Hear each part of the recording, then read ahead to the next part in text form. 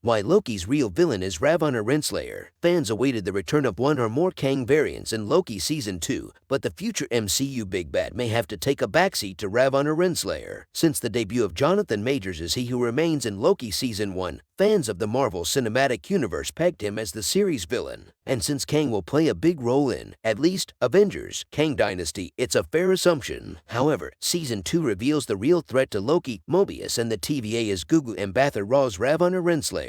Like Victor Timely, the name Ravonna Renslayer comes from the history of Marvel Comics. She is often portrayed as the paramour of Kang the Conqueror and a villain in her own right. In one arc, she even impersonates a Kang variant. In this series, she starts as a loyal soldier of, first, the Timekeepers and then He Who Remains. However, the Loki Season 2 premiere included a recording in the past version of the TVA in which He Who Remains called Ravonna a marvel. In her immediate interactions with Victor Timely, she seems taken by him. However, thanks to some conniving by Miss Minutes, Timely breaks ties with her because he doesn't do partners. This rejection could be the costliest mistake any Kang variant ever made. How Ravonna Renslayer fit into He Who Remains plans in Loki Season 1. When fans first meet Ravonna Renslayer, she is seemingly the top judge at the Time Variance Authority. She has a close relationship with Mobius that blurs the line between friendship and flirtation. However, even though she appears genuinely fond of Mobius, she is a company woman through and through. When Loki, Sylvie, and Mobius challenge the myth of the Timekeepers, she prunes them. To her, that's as good as killing them, which ultimately affects the way Mobius sees her. She was last seen in Loki facing down Mobius. He informed her the TVA agents were all variants on the timeline, a fact Miss Minutes revealed to her an episode prior. Mobius thought she would see things his and Hunter B-15's way, but she remained loyal to He Who Remains despite the subterfuge about who was really in charge. Mobius then made a half-hearted attempt to prune her, but she spared him this time. Ravonna walked through a door in the TVA and presumably emerged directly into the alleyway where she met Miss Minutes in the past. Miss Minutes reveals this plan was set in motion by He Who Remains himself. Ravonna believes Victor will become He Who Remains in time. Miss Minutes also seems to believe this, especially when she confesses her true feelings to him. Sylvie sends Ravonna Renslayer to where she can do the most damage. There is a scene in the Loki Season 2 trailer that appears to show Ravonna in the domain of Aliath, leading many to assume Sylv would ultimately prune her. Instead, Sylvie sends her to the Citadel at the end of time with He Who Remains. Perhaps Ravonna will get to Aliath's realm as a means of escape, especially if the traditional Tempad doesn't work at the end of time. How she gets back into the mix isn't as important as why she could continue to fight this battle. She's not in it for He Who Remains, Victor Timely, or Kang anymore. Sylvie wanted to kill He Who Remains to free the sacred timeline from the TVA. She took his life but left the matter of free will up to everyone else. She simply wanted to live a life of her own. Ravonna now finds herself, literally and figuratively, in the same place as Sylvie in Season 1. Only, instead of wanting freedom for herself and everyone else, Ravonna almost certainly wants the TVA to be under her direct control, especially after Victor rejects her. There's also the recording Loki heard at the TVA while time-slipping in its past. Not only were Ravonna and He Who Remains close, but his appreciation for her was a matter of agency record. It's unclear how the rest of the TVA would respond to her return,